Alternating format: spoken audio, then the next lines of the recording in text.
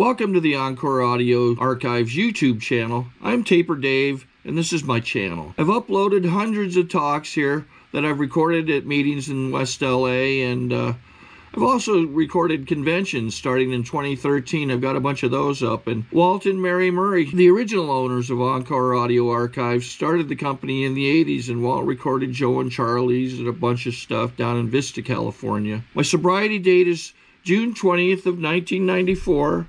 I hope you find something you like, so please like and subscribe to my channel and comment down below. If you want to hear something that I don't have or that you don't see, I'll see that I get it. Anyways, take care and have a great day if you want to.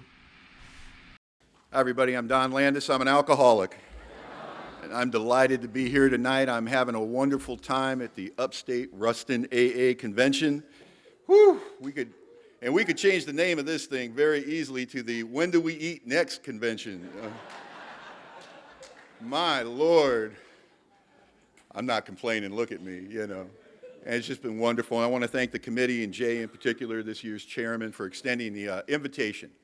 And it's an honor and a privilege to come and speak in Alcoholics Anonymous. And I don't take it lightly, but as much as I feel honored and I know this is a privilege, I don't think it's any less of an honor and a privilege just to be a member of Alcoholics Anonymous, just to be able to come to rooms like this with people like you and enjoy the gift of sobriety one more day.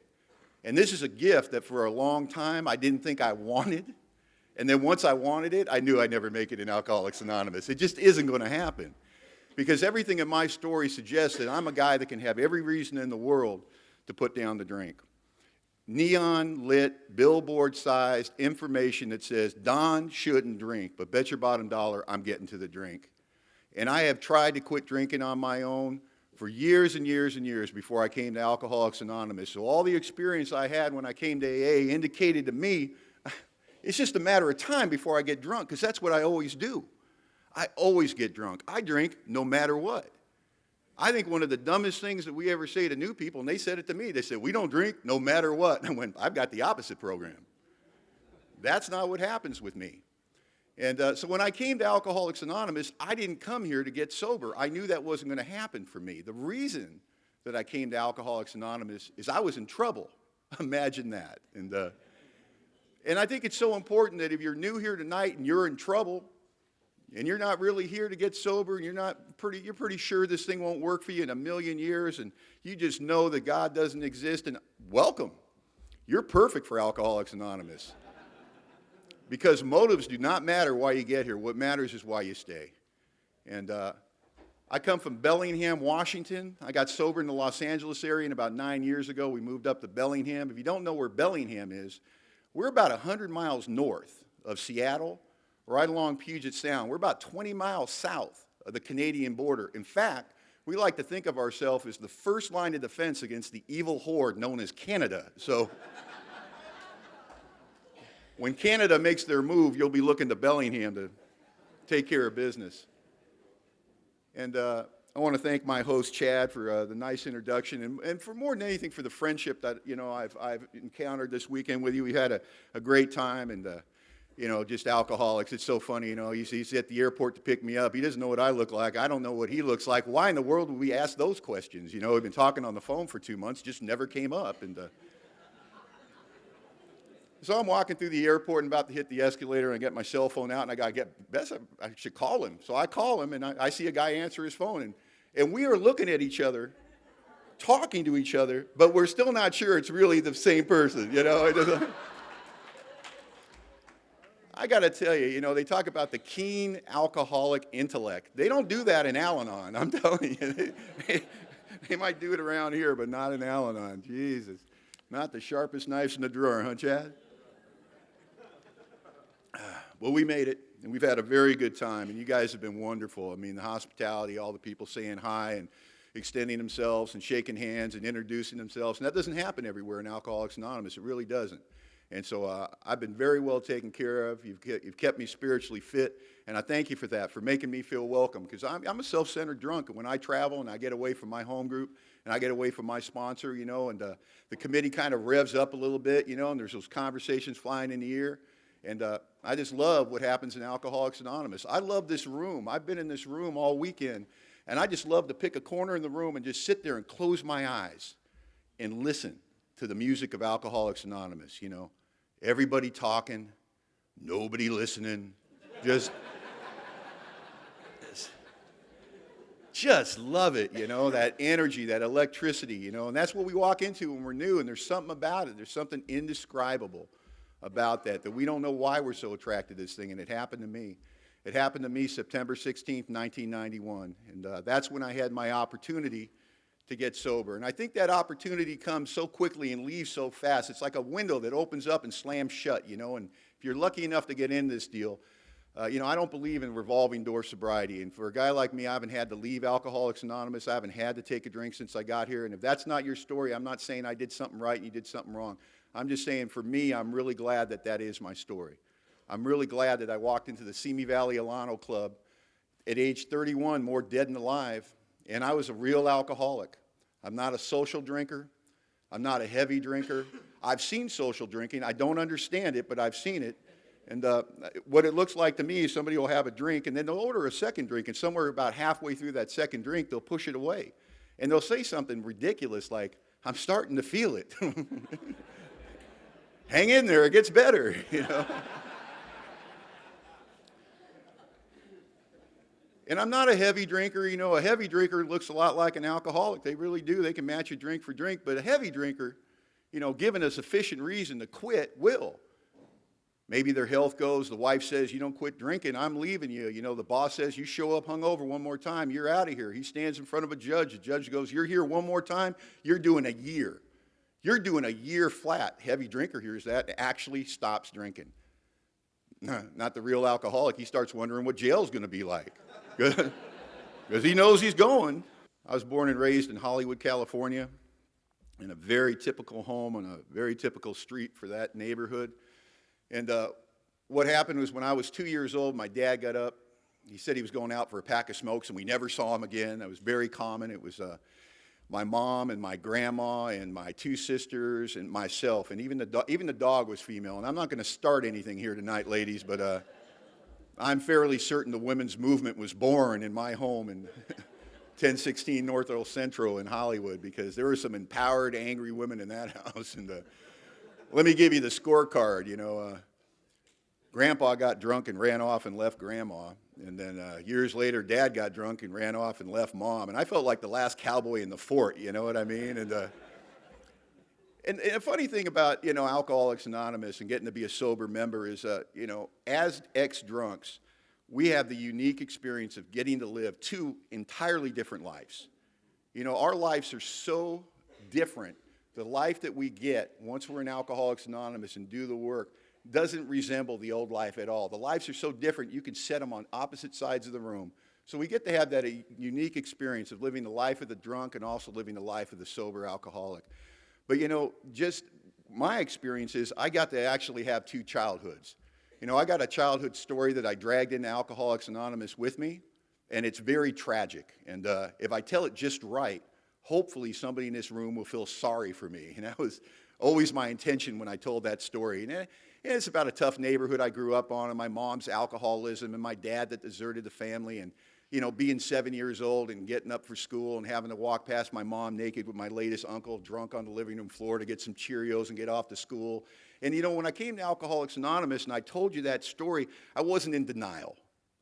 You know, I wasn't being delusional. But I'd been telling that story for so long and needed that story to be true for so long to explain why I drank and why I lived the way I did, because I wore the coat of the victim, that I wasn't pulling the wool over your eyes. But the funny thing happened is I came to AA and I got a sponsor. And sponsors will screw up your victimization in a hurry. They really will.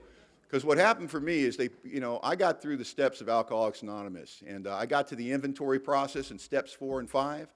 And I did exactly what the book talks about. I simply got down in black and white what really happened. And it was astounding to me the things I'd conveniently forgotten on my way to Alcoholics Anonymous. You know, I had a mom that got up early and got 3 kids off to school, took 2 buses to work, took 2 buses home, made money, never took a dime of welfare, put food on that table, helped us with our homework. You know, there was love taught in that home, respect taught in that home, manners taught in that home. I found out I had athletic coaches that took an interest in me, teachers that took an interest in me. In fact, for whatever reason, I ended up in Alcoholics Anonymous, more dead than alive at age 31. Had absolutely nothing to do with environment or family or those bad breaks or those misunderstandings, that mom's alcoholism, that dad neglecting the family. Because ultimately, if it's their fault, if they're the reason that I drink, I will die of alcoholism. I will never get the gift of this program. And I'll tell you, I came here hardwired a victim. When I came here and I read your book, Alcoholics Anonymous, I was looking for the chapter, what to do when you know it's their fault.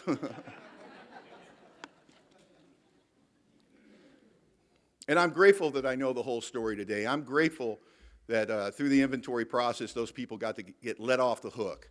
I'm grateful that I got to, the 12 steps in the inventory process in particular corrected the only mistake I think a loving God ever made in my case. And the only mistake God made with me is he made my eyes looking outward instead of inward. You see, I've always been able to look at the world with very little effort and have 20/20 vision on what you should be doing instead. And that's only part of the gift. I can help you without you asking for help. I don't have to take counsel with anybody. I've always known what's wrong with the world and the people in it. But where my side of the street is concerned, where my life is concerned, where the quality of my life is based on the quality of my actions, I'm a blind man in the wilderness. No ability to look at myself whatsoever. And I'm so grateful that the steps corrected that my eyes are back on me and on my side of the street, because that's made all the difference in the world. And, you know, I love all the speakers that I've heard this weekend, and I loved our Friday night speaker. She does such a good job about, you know, there was that debate when I got sober 21 years ago, too. A lot of people were trying to figure out if, you know, they were born an alcoholic or they developed alcoholism, you know, when does the progression happen and all that stuff. It seemed to be really important, you know, and I would sit in, you know, meetings of Alcoholics Anonymous, and men would tell their drunk-a-log, and then they'd get real dramatic at some point, and they go, well, then I crossed the line, dun, dun, dun, you know, and I tried to figure out when I crossed the line with my drinking. I don't know, first time I went to jail, 10th time I went to jail. First car I crashed, last car I crashed. First time I made my mom cry behind my drinking, or the last time I made my mom cry. When did I cross the line? And the reality is, I crossed the line when I thought it was working for me. When I would have told anyone that would have listened, I will never stop doing this. Why would you? It was wonderful. And I don't know if I was born alcoholic, but I'll tell you, long before I took the first drink, I had all that alcoholic stew going on, that alcoholism. I'm selfish. I'm self-centered. I'm not much, but I'm all I think about. I'm the kind of alcoholic that knows how he looks in 17 different angles at all times. I'm the kind of self-centered alcoholic that I'll get you in a corner and talk incessantly about myself for, I don't know, a half an hour straight, realize I'm doing that and go, wait a minute, that's entirely enough about me. What do you think of me? And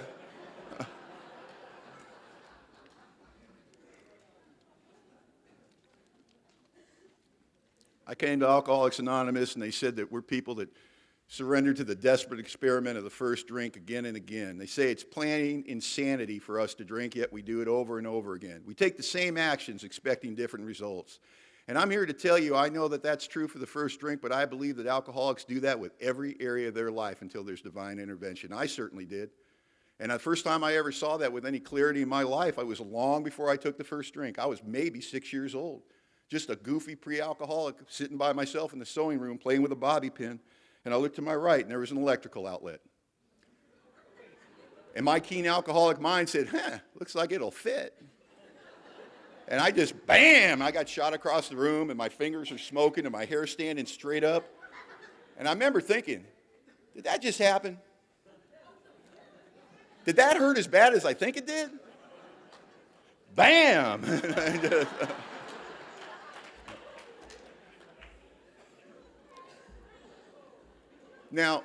Now, based on the way that I lived my life until I came to Alcoholics Anonymous, I guarantee you I would have went for 3, but I was unconscious. That's the only thing that stopped me. Because don't we do that with our life? We take the vehicle of our life, you know, and we hit those walls, and we drop it in reverse and get a running start and hit that wall again. There's got to be a hole here somewhere. And we see weird things in our own society, sober behavior. You'll see people get divorced in Alcoholics Anonymous. A few years later, they'll get remarried to the same person. And the other members think it's a good idea. Well, hell, I don't know. It might work this time.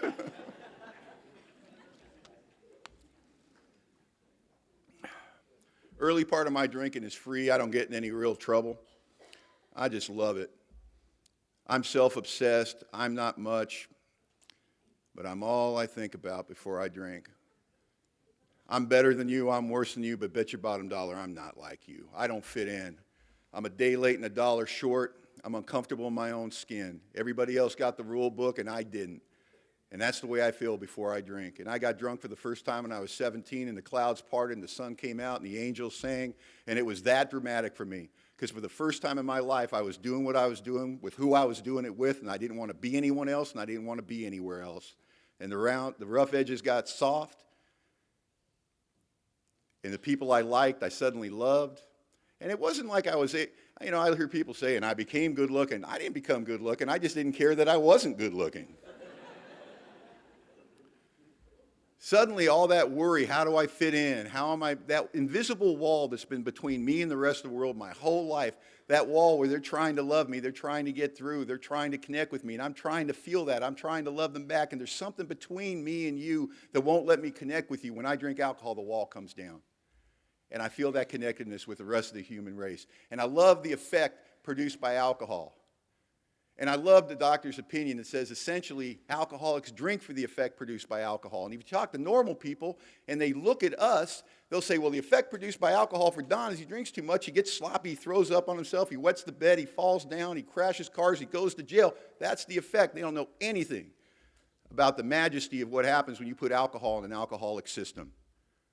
Because what happens is all the turmoil, all the rage, all the fear, all that stuff that swirls around in me like a tornado that never really goes away. Maybe it slows down, but it's always there. That low-level anxiety that dogs my every step. You pour alcohol on that, you pour whiskey on that, and it all goes away. It all gets smooth. And I don't have the vocabulary to explain that to people. I don't know that that's happening to me. I just know on some primal level that drinking's good and not drinking isn't good. And I know I'm going to be doing more of this, and I love it. And I'm wearing a young man's clothes, and I'm going up the ladder in business, and I'm dating up a storm, and I'm going to rock shows, and I'm going to the beach, and I'm surfing, and everything's great, and everything's terrific. And a little trouble enters your story, and I love King Alcohol. King Alcohol does not let go of your soul easily. He knows, when an alcoholic's having fun, it's easy. When that alcoholic starts to scrape his knees and break some hearts and break some promises, King Alcohol is going to have to give us some stuff so we can keep pace with that pain that's going to be entering our life. And King Alcohol sent me the two best friends I've ever had if I was going to go the distance. If I was not going to let a little thing like looking bad stop me, I was going to need these two best friends. That's justification and rationalization. And you got to be able to go to jail, and when you get out of jail, you got to be able to stand in front of the people that love you and know you and care for you and live and breathe for you and take a bullet for you. And you got to be able to say cute stuff like, well, everybody goes to jail once in a while. Everybody crashes a car once in a while. Everybody cheats on their old lady once in a while. And you got to be able to say that stuff like you believe it, and that justification and rationalization. I honed those skills. They became the backbone of my drinking. I'm defending my right to drink as trouble enters my story, and I'm not even tapping the brake. I'm not a heavy drinker. I'm not a social drinker. It takes a lot more than that to get my attention.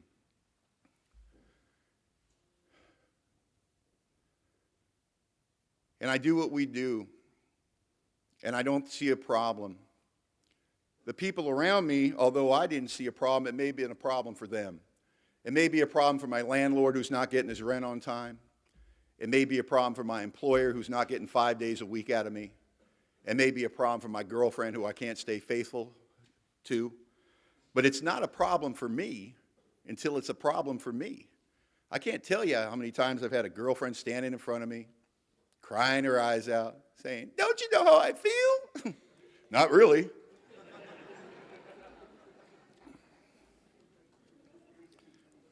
Because I'm drinking, and you're watching me drink.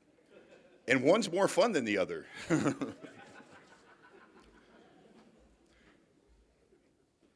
And I'll tell you, to date in my life, I have never worked on a problem I don't have.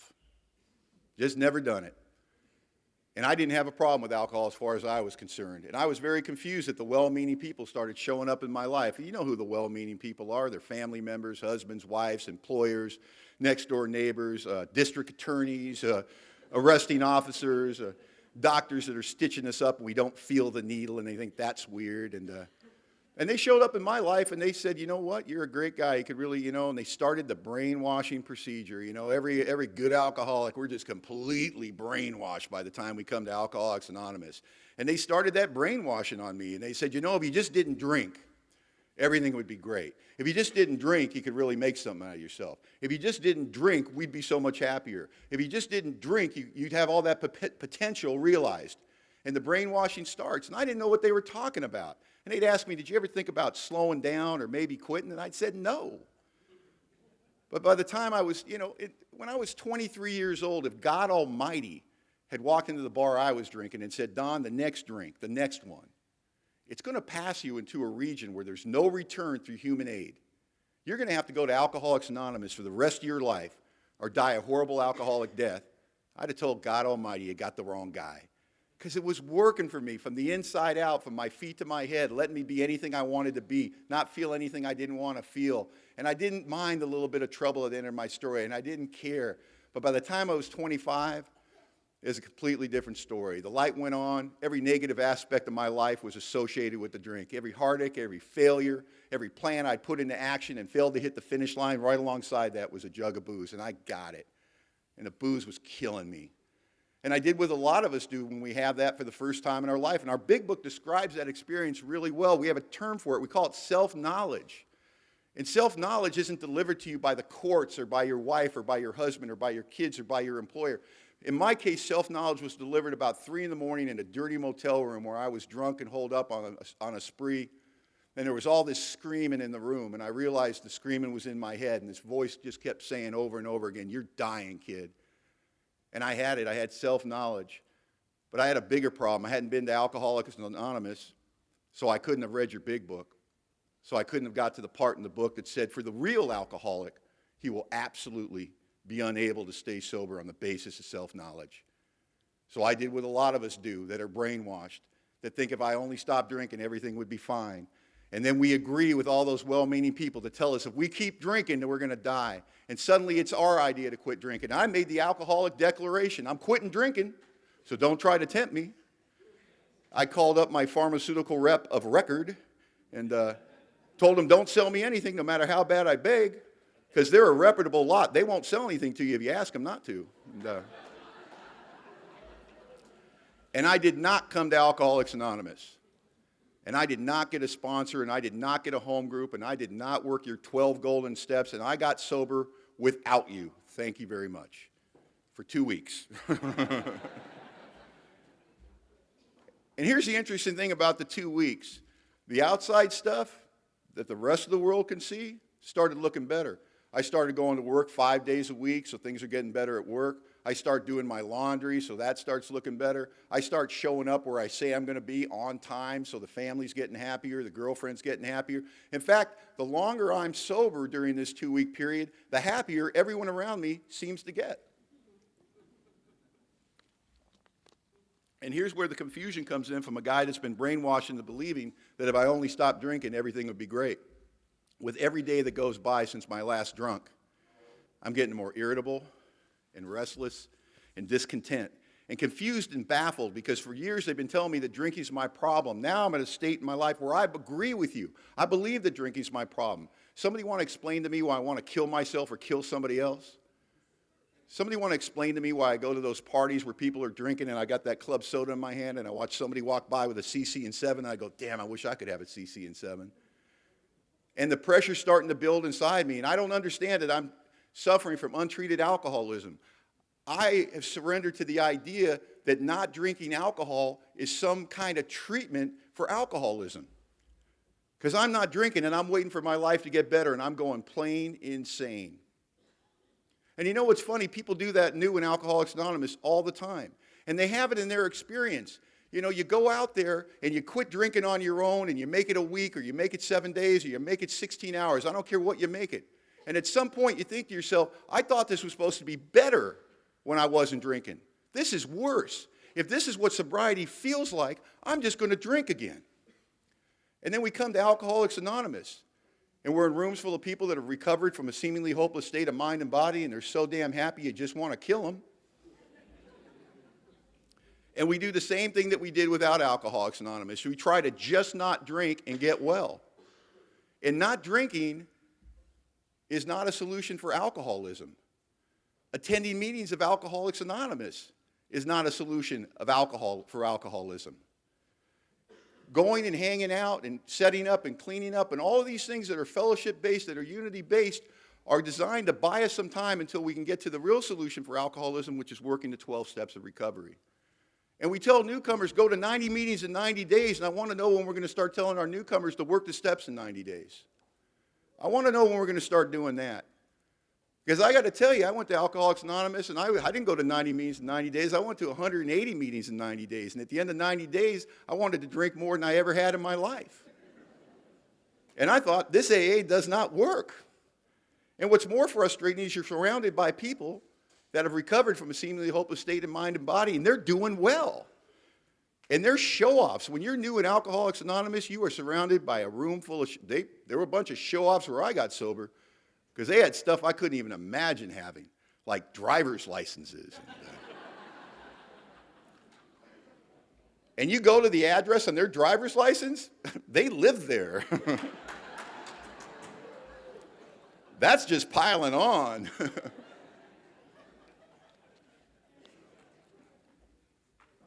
After 2 weeks of my own recovery without Alcoholics Anonymous, I had the crystal clear thought that 2 weeks was an enormously long time for a guy like me not to drink.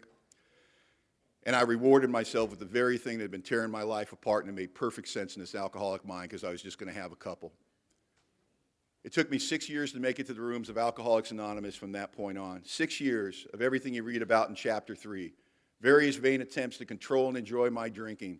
A feeling I was regaining control to find out I'd lost even more control.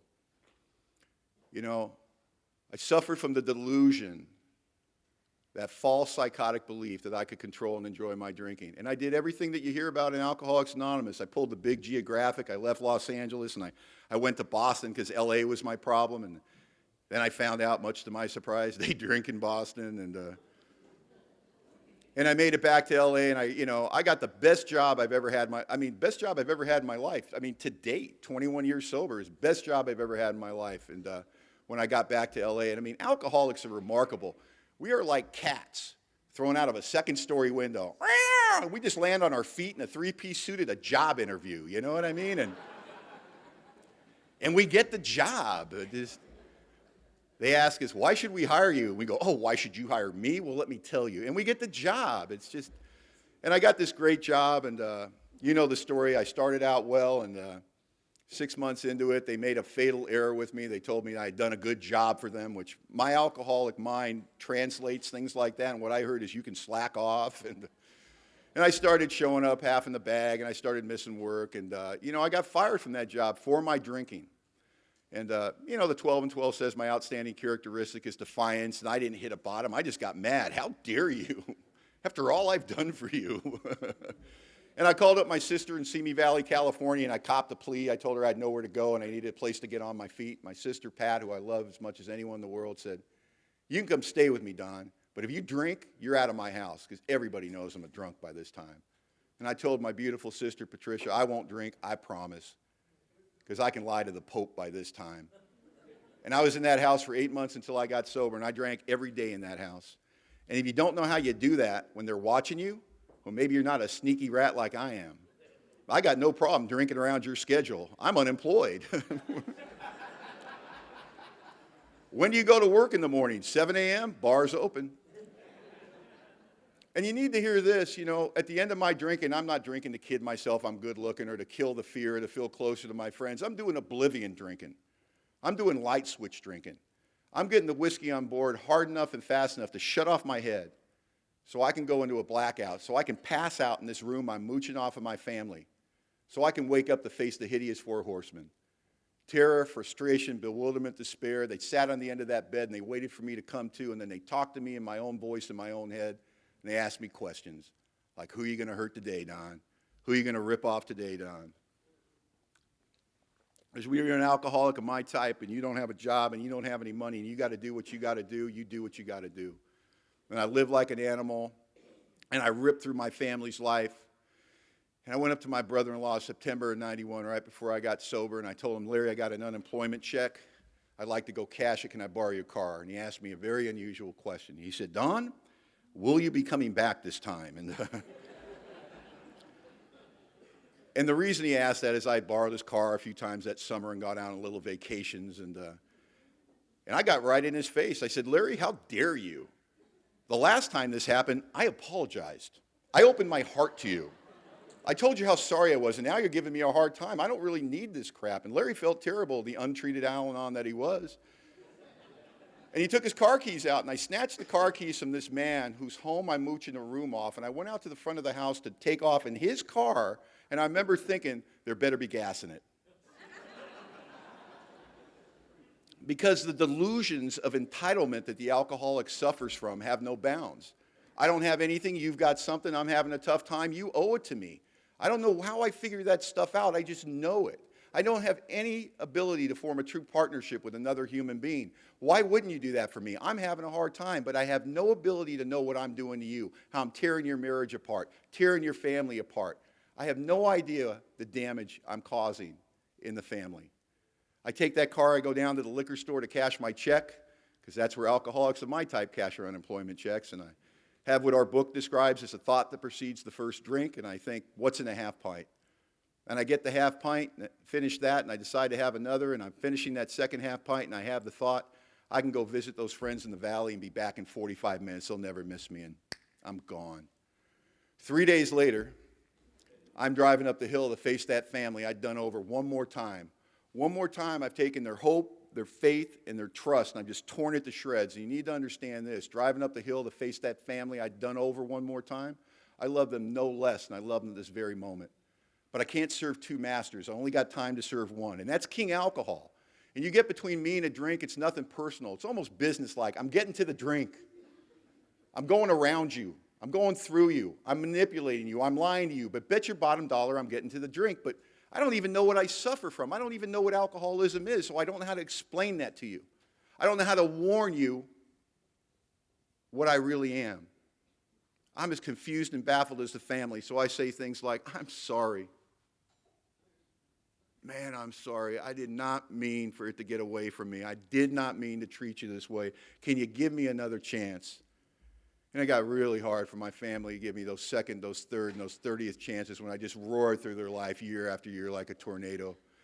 I walk into that house that's been devastated by the disease of alcoholism, and I find out my brother-in-law wanted to report the car stolen, and my sister negotiated him down to a missing persons report. And the Simi Valley police are on their way up to do the follow-up work. Now, I don't know if you've ever been up for 3 straight days drinking and doing outside issues, but the police usually aren't who you want to talk to. I got warrants for my arrest in 2 counties, so I start screaming at my sister, I got warrants, I'm going to jail. Thanks a lot, because now it's her fault. I go out in front of the house to wait for the police because I don't want the interview to go on in front of the family because I have no idea what I'm going to be saying, but I know I will be lying. And the black and white rolls up, and on the side of the black and white it says, Canine Unit. And I think, great, they brought the dog. Like I'm in any shape to make a run for it. And the cop got out and he started asking me those hard, tough questions like, where were you? And most of what I remember is illegal, so I'm lying to him, and he's looking at my eyes really hard, and so I'm breaking his gaze, and he's breaking with me, so now we're dancing in front of the house during the interview, and I don't feel real good. My hands are getting wet, and I see the dog in the back seat, and I just want to divert his attention. I said, hey, is that your partner? And he goes, well, yes, it is, and he walks over and opens the door. This dog gets out, German Shepherd, not a hair out of place, like a Rin Tin Tin reincarnate, and with no prompting on my part, he started to relay facts to me about the dog's life. The dog's 3 years past mandatory retirement. We can't retire him. He's too good. The dog has participated in more arrests than any dog in the history of Ventura County. The dog has participated in more arrests and rescues than any dog in the history of Ventura or Los Angeles County. This dog was so phenomenal that the officers took a collection out of pocket to send him over to Europe for international competition, where he kicked butt on German Shepherds, you know, yeah.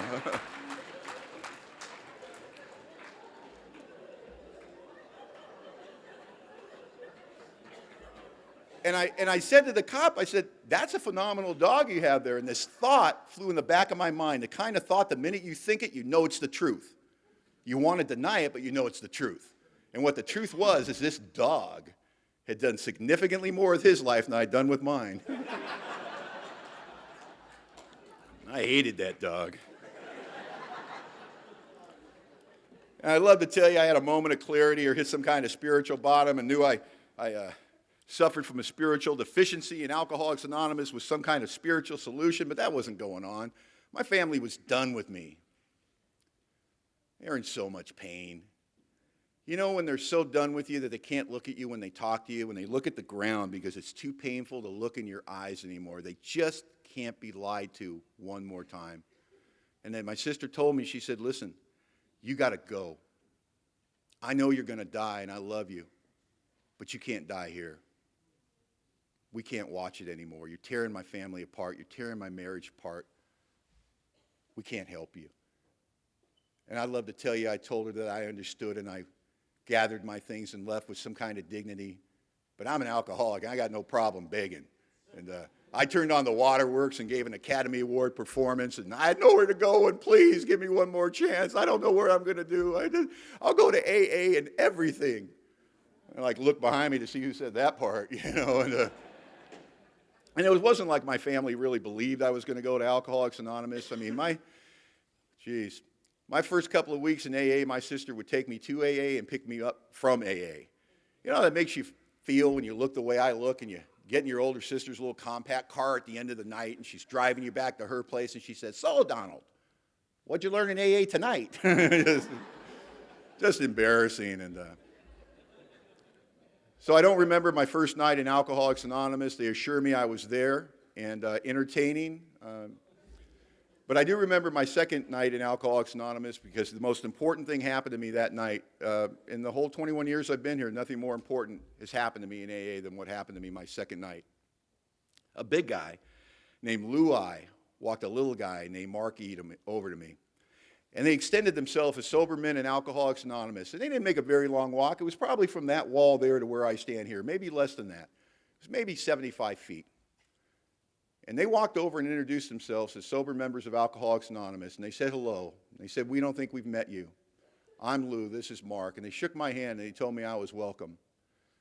You know, in Alcoholics Anonymous, we tell our new man and woman, we say, go shake some hands, you know, go work the room, and, you know, you got to extend yourself. And I got to tell you, here's the interesting thing about that. See, Mark and Lou were sober members of AA, so for them it was a 75-foot walk. As a new man on my second night in Alcoholics Anonymous, if you're asking me to make that same journey over to Lou and Mark and say hi to them, I can't do it. You see, because it's a million miles. I don't have the strength. I can't get my eyes off of the floor.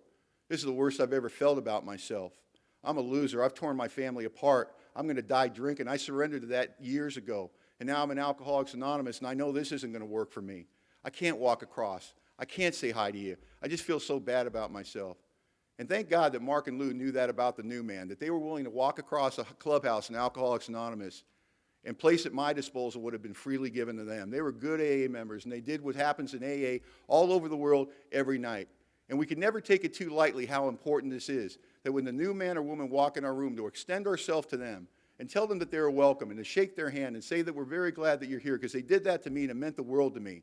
And I don't have the ability to do it when I'm new. I don't have the ability to reach out to you. I don't have it. And then they took me over to a table, and Mark sat down, and I sat down next to Mark, and Lou patted me on the back, and he said, Don, this is Mark. He's going to be your new sponsor, and he walked away. They assigned me my first sponsor in Alcoholics Anonymous my second night. Now, I know that isn't done everywhere in Alcoholics Anonymous, but I'll tell you why I think it was a really good idea in my case. You know, what you'll hear in AA is get a sponsor, get a sponsor, get a sponsor. Find somebody that has what you want. What do I want when I'm on my second night in Alcoholics Anonymous? Oh, I don't know. Maybe a pharmaceutical rep with a spare Cadillac? That'd be a good start. Because I guarantee you I wouldn't have picked the weenie boy they sent my direction, you know. He was just not nearly cool enough for me. I mean, he was slight of build, and he was bald on top, and he had little wire rim glasses, and he talked real calm, and Whoo, he loved God, and he was not afraid to scare this newcomer out of the room by talking about God. I mean, he was just God, God, God, telling me what God had done for him, and God was wonderful, and God is in all of us, and God, God, God. And I'm like, oh my goodness, he's a zealot. And he was just on fire with Alcoholics Anonymous. And I don't know how AA works. I just think everybody gets assigned a sponsor. And then, without my permission, he started telling me what I'd be doing in Alcoholics Anonymous. He said, these are the meetings you're going to be going to. And he had a meeting directory out, and he's circling meetings. And then he asked me a question. He goes, are you working? I go, no, I'm not. He, more circling, more circling, more circling. And then he got me a big book, and he said, don't try to read this. We know your eyes don't work yet. How did he know that?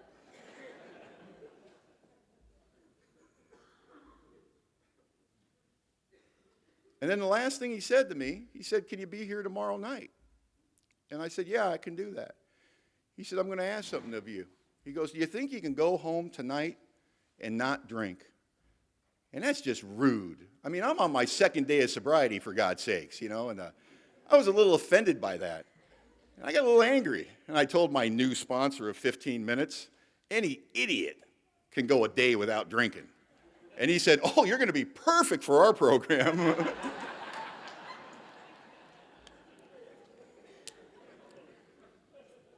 And he got me busy in Alcoholics Anonymous, man. He got me busy. I had a commitment at every meeting I attended, and I went to 14 meetings a week, and it was all about showing up early and staying late. And oh, man, we'd get done at the end of an AA night, you know, and he'd go, hey, we're going out for coffee. And I'd go, good, because 12 cups just isn't enough. And, you know, and just go reverberate into the coffee shop and then see your sponsor the next night and go, I can't sleep at night. I don't know why.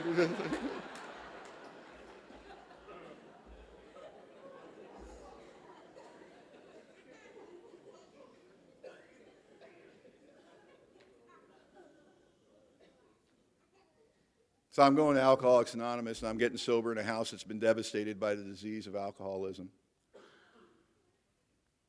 And my sister works for a living. She's a school psychologist. She's got a big job, a lot of pressure.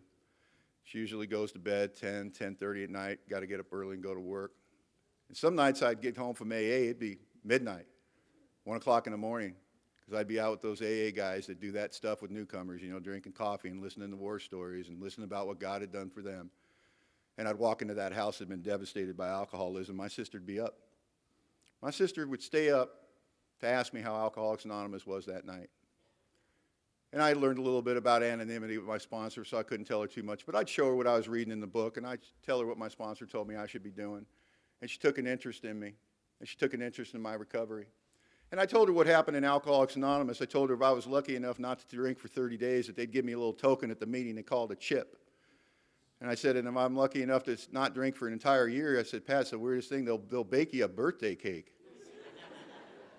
And they'll put a candle in it, and they'll sing happy birthday to you. And it's the most disgusting thing you've ever seen in your life. And until it happens to you, and then it's pretty cool. And I told her all these things, you know, and I wake up, I got 30 days sobriety, and I go down to the clubhouse that night, and I'm going to take a coin for 30 continuous days of sobriety. And I'm pretty excited about it because I can't remember the last time that I had 30 days continuous sobriety. I don't know, was I 14, you know? And I walk into that clubhouse, and I look at the men and women sitting there, and they all grinning at me, you know. They're all grinning, and they're all saying, congratulations, good job, kid. And I realize they've been counting days with me. 30 days earlier, I didn't know any of these people. I didn't know them by name. I couldn't tell you anything about them. And a brief 30 days later, I'd been in a lot of their homes. I'd gotten rides from a lot of them. I knew a little bit about what they did. This thing can happen very fast if you're open to it. And I sat in the meeting. They asked if there was anybody for 30 days, and I raised my hand, and I got up, and I got that chip, you know, and I sat down next to my sponsor, and he put his arm around me, and he kind of grabbed me by the shoulder, and he said, good job, now do it again. And something inside me broke, you know. And I had the coin between my thumb and my forefinger, and I had it stuck in the front of my pocket, and I couldn't let go of it. And I felt myself fighting back the tears, and I said, oh, God, man, don't let them see it, Donnie. Don't cry in front of them. Come on, man, pull it together. And I couldn't figure out why this colored hunk of aluminum in the front of my pocket between my thumb and my forefinger meant so much to me. I couldn't figure it out while I looked around the room at these people that I barely knew, and suddenly they meant more to me in some ways than my own family. and how fast this thing was happening for me. And I was so scared, and I was fighting back the tears because I didn't want to believe. I was so afraid to get my hopes up. I was so afraid to think that this thing could work for a guy like me. You just don't know. You don't know how bad I wanted not to drink. I don't want to live the way that I drink. I don't want to treat people the way I treat them. And now I'm 30 days sober in Alcoholics Anonymous, and you're so happy for me, but you don't know what I am. I'm a guy that drinks no matter what, and it's only a matter of time, and I'm fighting back those tears, and it's just ripping my guts out. And I can't let you see it. I can't let you see how much you mean to me, and I can't let you know how much hope you've given to me, because I'm just afraid to dream. I'm just so afraid to think this thing could work for me. And I come home that night after my sponsor drops me off into a home that's been devastated by alcoholism, and I walk in and I close the door and I turn around, and my sister comes around the corner, and she's got a cupcake, and there's a candle in it, and the candle's lit, and she's singing Happy Birthday to me. And she finishes singing the song, and I blow out the candle, and she says, Don, I know you don't get a cake till a year is sober, but for you, my brother, 30 days is like a year.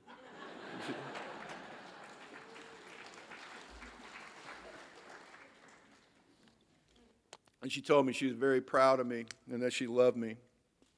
And I didn't realize what had happened until probably years later. You know, the people in that home never went to a meeting of Al-Anon, never read any Al-Anon literature, had never been to an open meeting of Alcoholics Anonymous, had never read any AA literature. Yet somehow, by this newcomer attending open meetings of Alcoholics Anonymous and starting to work the steps and getting a sponsor and doing the things that we do around here, some type of healing had begun to occur in that family. And the only way I think I can explain it is I really believe that when we come to Alcoholics Anonymous and we raise our hand and we say we're an alcoholic, I believe that's a prayer. And I believe God hears that prayer. And I believe that when we come to Alcoholics Anonymous, the loving God that runs AA, that's in all of our lives, somehow attaches himself to us. And we go back in those respective homes, occupations, and affairs. We go to these places that have been devastated by our alcoholism. And there's a wonderful part in the book I like. It's in A Vision for You, and it talks about the new man or woman walking across the threshold and the electricity in the room and something in the light of the eyes of the people that are there. There's something there that conspires to let the sufferer know that maybe they found safe haven at last.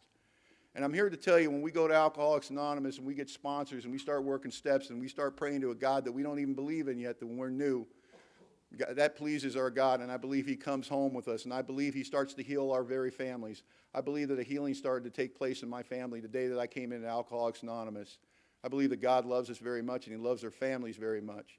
And I believe that what my family saw in my eyes in 30 brief days in Alcoholics Anonymous conspired to let them know, because they were sufferers also, that maybe they had found safe haven at last. And it was a remarkable thing. And I remember my sponsor, he was so good to me my first 30 days of sobriety. He didn't ask much of me, wanted me to be at the meetings, wanted me to be busy in the rooms. And then I hit 30 days, and he like changed. I don't know. 31 days of sobriety, he asked me, he goes, yeah, is there any reason that you're not working? And I built a little relationship with him, you know, so I was starting to trust him, starting to tell him some stuff, you know. And I told him, I don't have to work. I'm collecting unemployment. Oh, that was the wrong answer. I'd never seen him angry before. His eyes got real red. And you ever seen somebody so angry they start to talk to you, but they realize what they're going to say is inappropriate, so they stop themselves? He goes, Don, listen, the point is,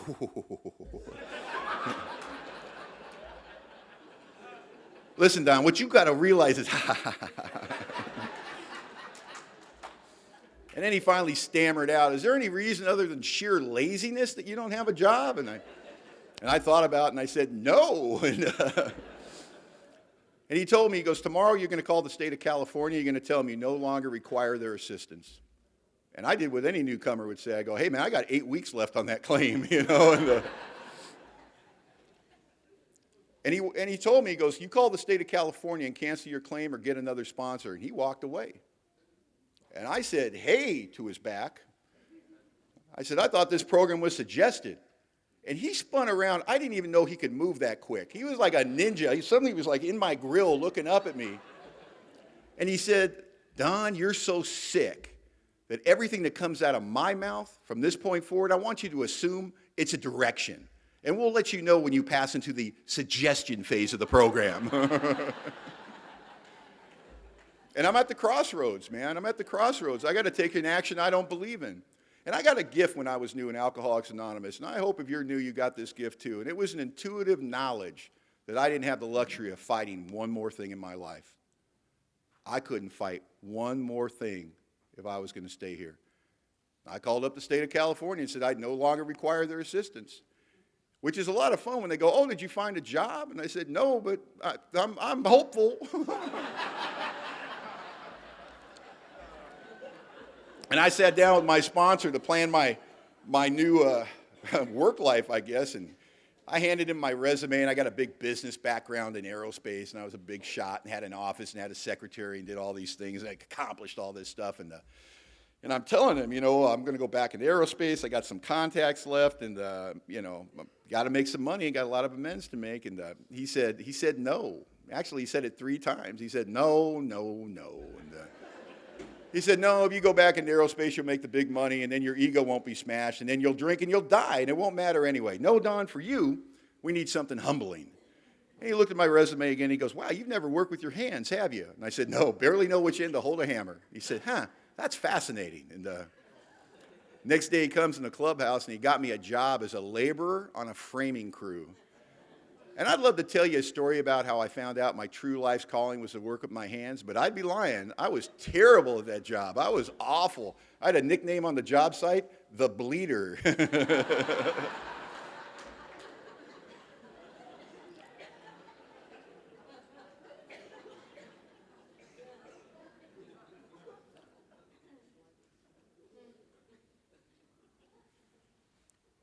My sponsor comes to me. I'm about 2 months sober.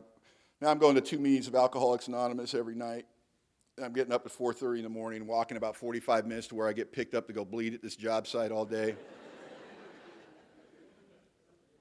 And then I go home, take a quick shower, and then go to Alcoholics Anonymous all night long, and that's my life. And kind of losing my gratitude a little bit. I get through the first 3 steps of recovery, and I felt good, man. I had that spiritual intoxication after you did the 3rd step, and God's in my life, and whoo-hoo, and that part in the book where it says, this step will have little lasting effectiveness followed at once by a strenuous effort to rid ourselves of the thing that's been blocking us from Him. They're talking about starting your 4th step, and I disregarded that because I just felt so good after I did my 3rd step, and I'm back at work, and I'm working a lot, and I got big problems. I'm not sleeping at night. I'm $100,000 in debt. I owed the IRS $80,000 when I got sober, and I just whine about it, and my sponsor immediately said, you got to be of service with that information, and there'd be some other newcomer that'd be whining about what he owed the IRS, some piddly like $1,500 or something, and my sponsor would stop and go, hang on a second, Don, come over here. And I'd walk over and I'd go, yeah. He goes, tell him what you owe the IRS. And I go, $80,000. The newcomer would go, damn. And he goes, thanks, Don. I go, just want to be of service. And I'd walk away. Man, this is old school AA. They don't let you feel sorry for yourself or feel bad about nothing. They're like, so what? What does owing the IRS money have to do with staying sober? And I'd complain about the warrants from IRS and the money I owed the IRS, and I hadn't worked in a year, and I hadn't had a valid driver's license in 10 years. I never had a checking account. I'm a loser at the game of life. And my sponsor would go, oh, those are your problems? And I go, yeah. I think they're fairly significant. He goes, you're wrong. He goes, I'll keep it simple for you, Don. You only got one problem. That's you got something called alcoholism that wants to kill you slowly and take a large bite out of anyone that has the misfortune of caring about a loser like you. And we'll let you know when these other things are problems. And what I heard was I didn't have to pay back the IRS. Found out I was wrong about that one.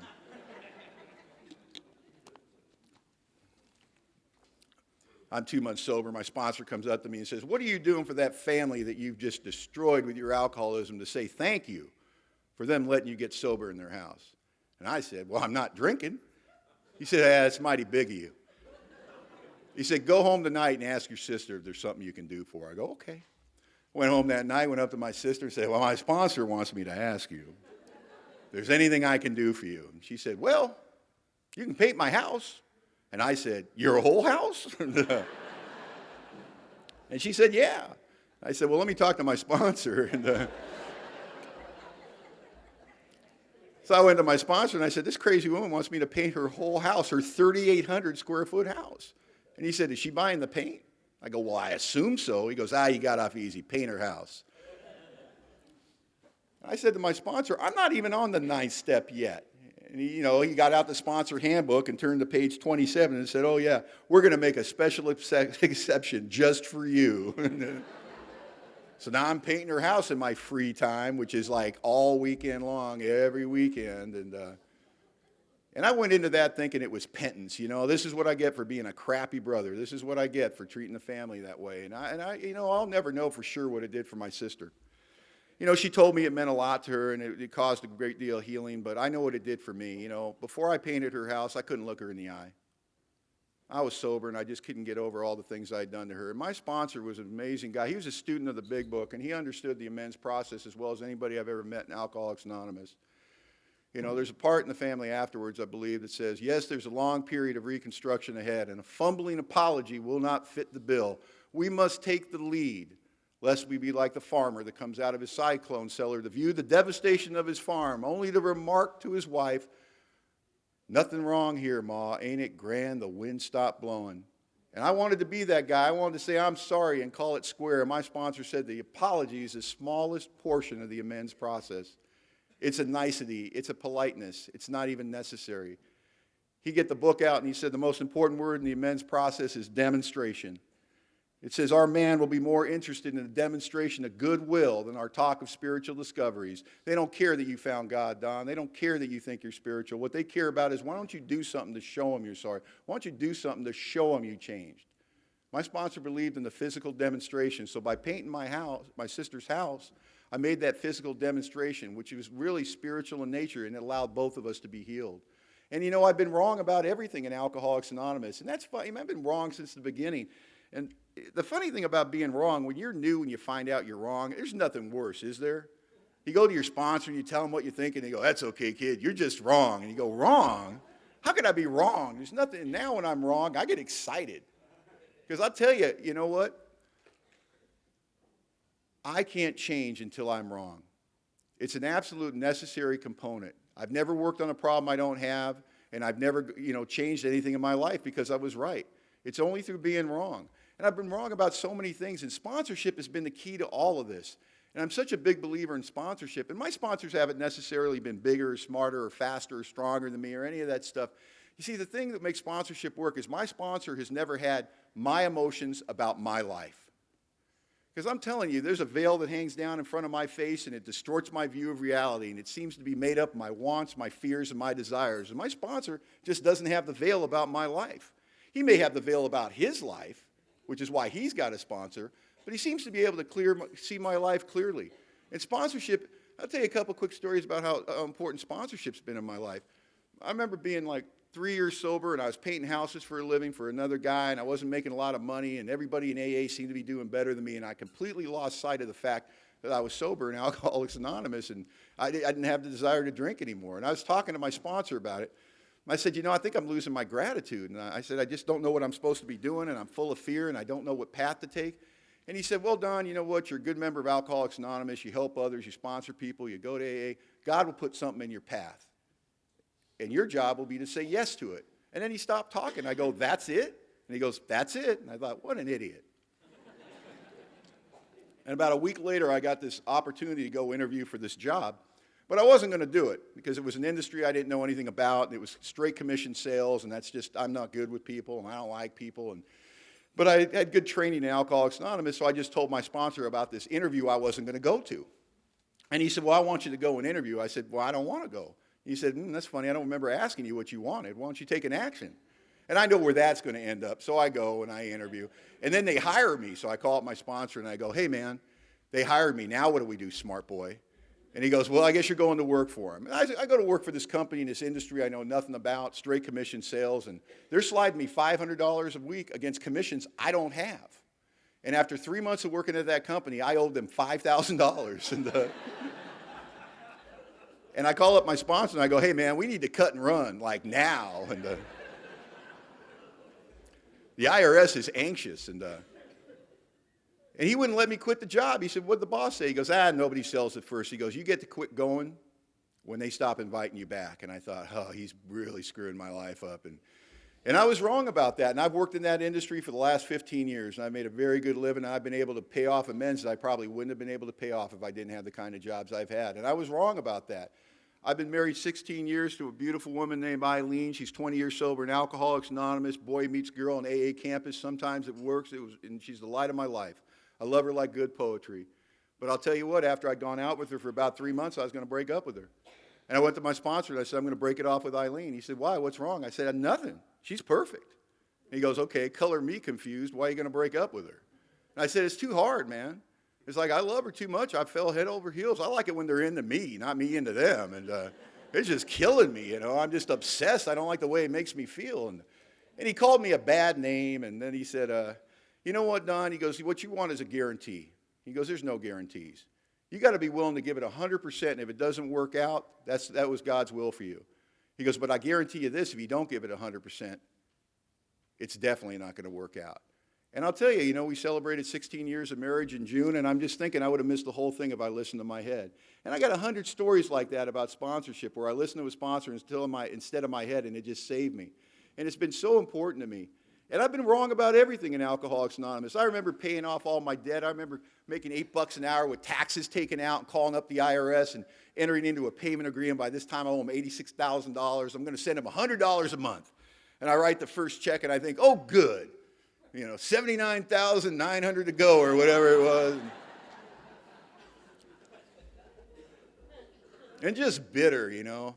I remember making formal amends to my mom, and we couldn't figure out what I owed her. I said, well, I'll just send you $100 for life. How about that? And she said, that'd be great. And my mom lives in Lexington, Kentucky, and I wrote a check and sent it off to her. And about 2 weeks later, my mom calls me up, and she's hysterical on the phone, crying. She's just blithering. And I go, Mom, calm down. She, oh, Mom, use your words, please. And she catches her breath, and she says, when did you get a checking account? The kind of loser I am.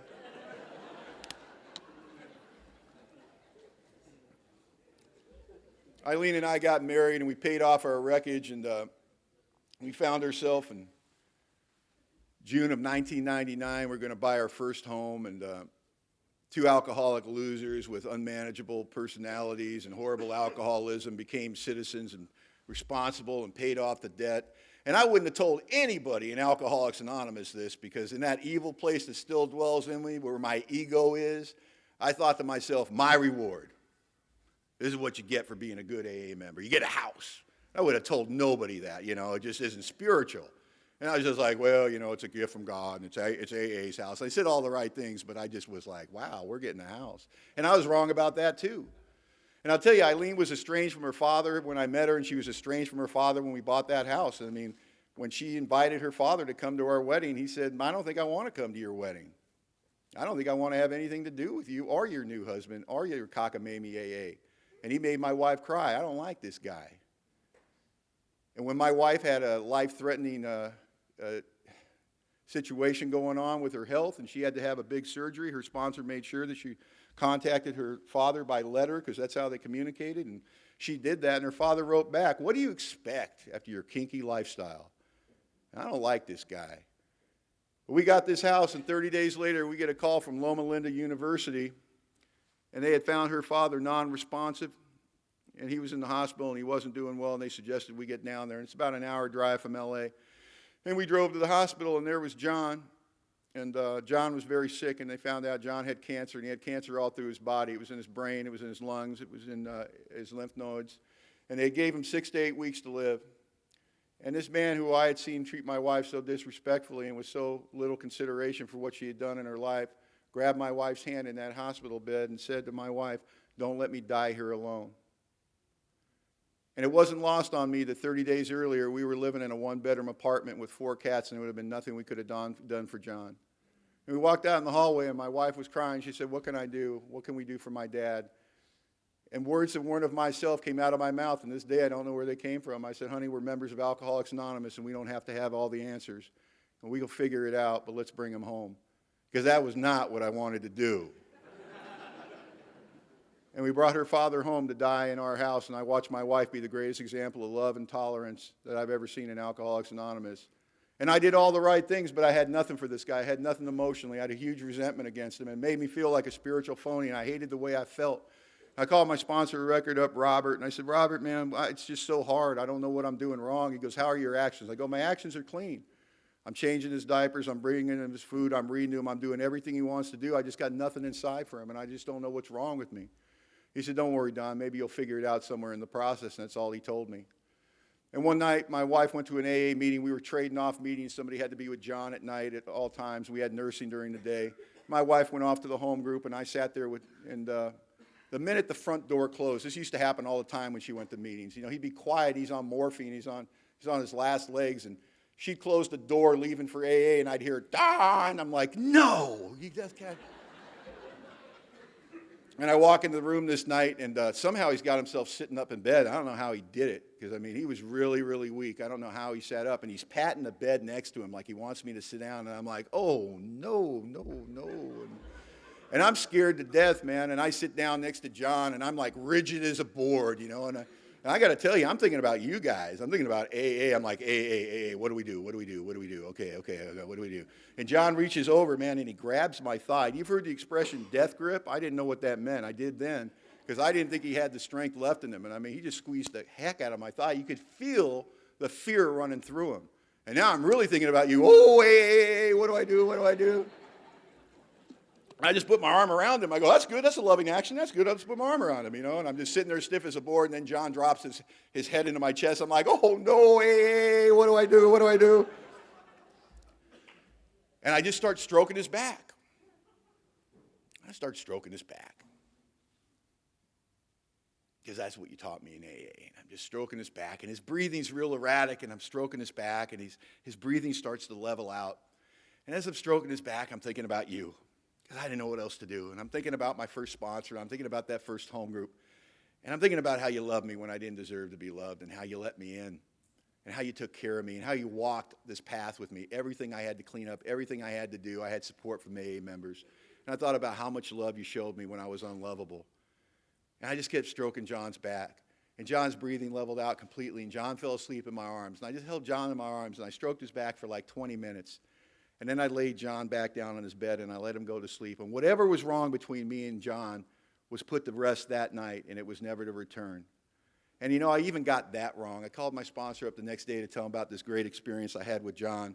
And I told, you know, how lucky I was that I was able to, you know, do that with John before he left this place. He goes, God, Don, you even got that wrong. He goes, that wasn't your gift to John. That was John's gift to you. And I hope I'm always wrong about what I think I know in Alcoholics Anonymous, and I mean that entirely. And I'm not a guy that has this story that I've done AA and anything else. You know, AA's been like all I've needed to stay sober. And I love Alcoholics Anonymous, and this is why. I'm better when I'm with you. I'm just better when I'm with you. I'm happier when I'm with you. I'm more hopeful when I'm with you. You know, and I think it's so important that we realize everybody in this room, everybody that's a sober alcoholic tonight, is uniquely qualified to carry the message of love and hope to the alcoholic that still suffers. Because we do it better than anyone. We do it better than the cops. We do it better than the doctors. We do it better than the priests. We do it better than the counselors. Nothing is better than one alcoholic talking to another alcoholic to reduce his feelings of difference so he can start to take actions he does not yet believe in. We do it better than everyone. And they're coming here. You know, we're here, we're safe, sane, and sober in the room tonight, but they're out there on the streets tonight in Ruston, Louisiana, and they are dying from the disease of alcoholism. And they're out there on the streets, and they're finishing it up. You know what I mean? They're putting the last few words in that essay of despair. They're putting the last few strokes on that picture of destruction. They're finishing up, and they're coming to Alcoholics Anonymous, and they're coming for you. Because this is our watch. Bill and Bob are long gone, and they're coming to Alcoholics Anonymous, and I believe that every man and woman in this room tonight has an alcoholic that's coming specifically for them. And the question is, what are you going to do when they get here? Are we going to be here in Alcoholics Anonymous when the new man or woman come? Because bet your bottom dollar, they're coming to Alcoholics Anonymous, and they're coming for you. And they're going to come the same way that I came.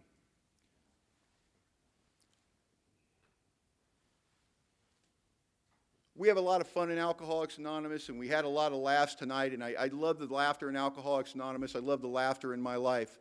But I know that right underneath this is deadly earnestness. You know, and I'll show anybody who wants to see, I got a cell phone, and there are 7 numbers in that cell phone with 7 names of men that I was in meetings with, and I sponsored 4 of them for periods of time. And all 7 of those men died from the disease of alcoholism, some at their own hand, some drank and used themselves to death. But those were good men that came to Alcoholics Anonymous and for whatever reason didn't make it. And it doesn't have to happen. The good is the enemy of the best, and I've seen so many people make a really good start here and not finish. And I'll tell you one way that I see that all the time. I'm kind of a AA literature hound, and my wife and I go to thrift stores, and we look for AA literature that's been discarded. We look for big books and 12 and 12s and different things, and we grab those and give them away at home groups and things like that. And I've really noticed a pattern with the AA big books that end up in Goodwill and the Salvation Army. You open up that big book, and there'll be a name in it, and there'll be a sobriety date. And then you start going, you go through the prefaces, and you go through the doctor's opinion. There's a lot of highlighting, and sometimes there's even notes in the margin. And then you go through the first 2 chapters, and it's highlighting, highlighting, highlighting, highlighting. And it's like you're thinking to yourself, wow, this person was really into it. They were really doing good in Alcoholics Anonymous. They really made a good beginning. You get to We Agnostics, highlighting, highlighting, highlighting. Go, man, they were kicking ass on the 2nd step. That is awesome.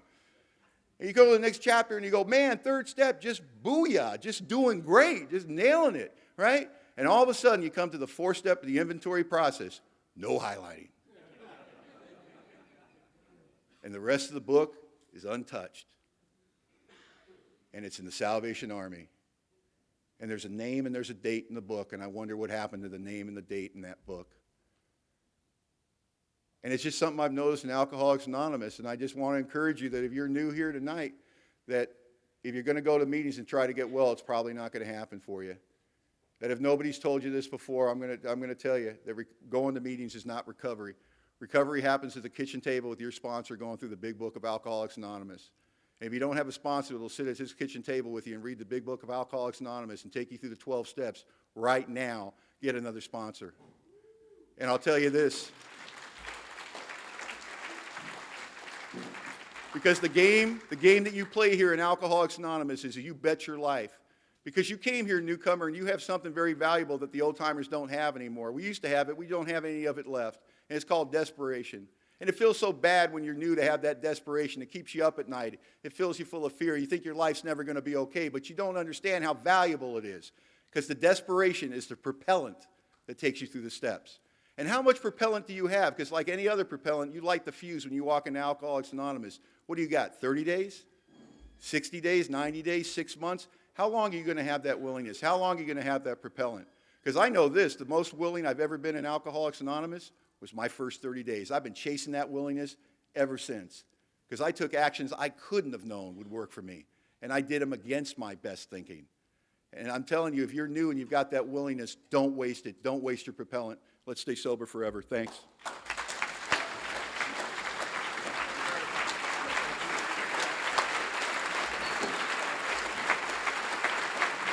I think we got a great talk going on here. Thanks for watching the channel. Taper Dave here. Just curious, do you think this is better than Zoom? Okay, this is how I prepare my drone for launching. I like to do it inside the cab of my truck so I'm not standing outside in the weather. To install the joysticks for control, up and down, right and left, powered on. I have an Android phone that I use to connect it to the drone with. And it's actually controlled through the iPhone, through an app. Oops, wrong way. It's actually controlled through the iPhone, or through this Android phone, through the app. It's actually controlled through the Android phone, through an app, and you connect it through this short connection right here.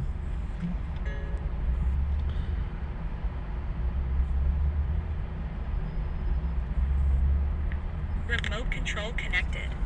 Remote control's connected. So I pull out the drone. I have to extend the legs, long legs extended first, then the short legs. Remove the gimbal protector. So Set that aside, then power it on one short burst, then one long burst. I lay it down. So I have to go to calibrate. So the drone's not connected yet.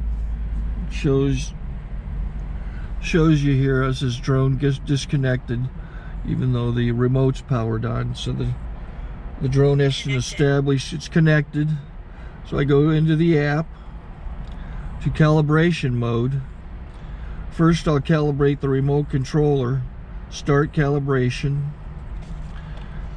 Out, in, out, in, up, down, and then this little wheel is to control the gimbal. So it's calibrated.